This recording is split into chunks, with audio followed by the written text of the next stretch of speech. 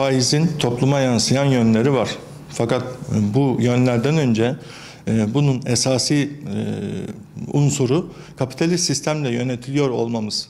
Kapitalist sistem doğal olarak faizi, kağıt para sistemini ve bunun doğurduğu enflasyon, fiyat istikrarındaki bozulma ve toplumdaki bireylere uzanan olumsuzlukları çıkaran asıl unsur kapitalist sistemdir. Faiz sadece bunun bir enstrümanıdır. Peki sebebine baktığımız zaman kağıt para sisteminin asıl işin merkezinde olduğunu görüyoruz. Kağıt para sistemi devletin kanununa dayalı bir değere sahip, asli bir değere sahip değil. Doğal olarak bu paranın kıymetli bir para olabilmesi için faiz sık sık merkez bankaları tarafından kullanılan bir enstrüman. Peki buna ne için ihtiyaç var? Tabii ki Türkiye gibi gelişmekte olan ülkeler üretim girdileri bakımından, enerji bakımından ve birçok alanda, hatta günümüzde gıda noktasında dahi ithalata dayalı bir ekonomiye sahip. Ve dünya ticareti dolara dayandığından merkez bankaları ellerinde dolar rezervi bulundurmak zorunda. Dolayısıyla bizim paramız, şu an tedavülde olan paramızın değerli olması aslında dolara kıyasla yürüyor. Ve bu değeri koruyabilmek için de faize başvuruluyor. Ve her faiz dalgası bizim yükümüzü daha da artırıyor. Ekonomik dengeleri, dış ticaret dengesini, ödemeler dengesini etkiliyor. Ve bu ödemeler dengesi doğal olarak bütçe açıklarına ve bütçe açıkları da yine halkın sırtına yüklenen bir yük haline geliyor.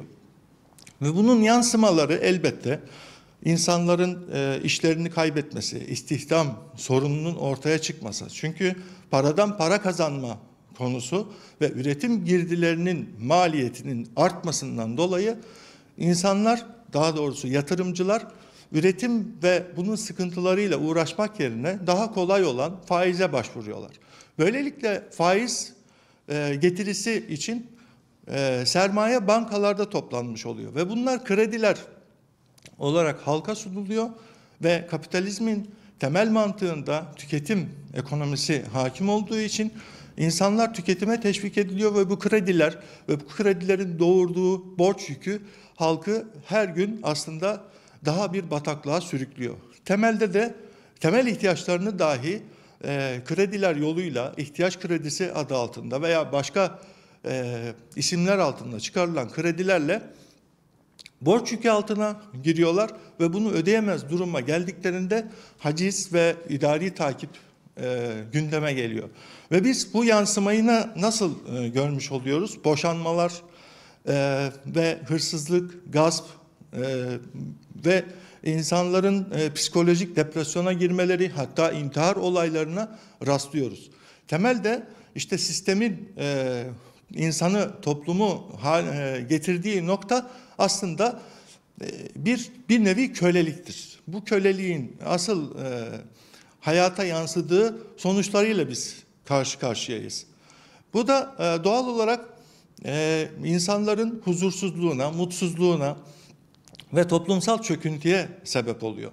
Fiyat istikrarını işte bu paranın değersiz bir evrak olması, aslında kanuna dayalı olması sadece fiyat istikrarını sağlamada da başarısız. Ve fiyat istikrarı başarısız olduğunda emtia, yani işte ihtiyaç duyduğumuz kalemler de sürekli fiyat artışlarına, zamlara sebep oluyor. Bu aynı zamanda stokçuluğu da tetikliyor. Doğal olarak biz fiyat artışlarını daha fazla hisseder hale geliyoruz. Bu diyelim ki üretim girdileri maliyetlerini karşılayabilenler ayakta kalıyor ve bu aynı zamanda tekelleşmeye de sebep olmuş oluyor. Yani İslam dışında aslında faize net bir duruş sergileyen bir dünya görüşü, hayat görüşü veya bir din yok. Ve Allah Resulü sallallahu aleyhi ve sellemin getirmiş olduğu İslam şeriatı başta faiz gibi toplumu çöküntüye sevk eden bozuk uygulamaları kaldırdığı gibi toplumda birçok, hatta işte bütün bozuklukları aslında meydan okuyan bir hayat tarzı sundu. bugün yıllar, asırlar geçmiş olsa da maalesef işte modern çağ, işte teknoloji çağındayız ama yaşadığımız hükümler maalesef cahiliye hükmü mesabesindedir. İşte İslam'ın aslında cahiliye döneminden kalkınmanın zirvesinin yaşandığı asırlara taşıyan İslam hayat nizamı topyekün uygulandığında örneğin faizin etkileri dedik kağıt para sisteminden kaynaklanıyor. Kur'an-ı Kerim ve sünnetin nasları altın ve gümüşe dayalı para sistemini ortaya koymuş oluyor. Altın paraya veya altın ve gümüşe dayalı para sisteminde istikrar kesinlikle tesis edilebiliyor. Fiyat istikrarında bir sorun yok. Paranın değerini koruma gibi bir sıkıntı kalmıyor. Dolayısıyla faize ihtiyaç kalmıyor.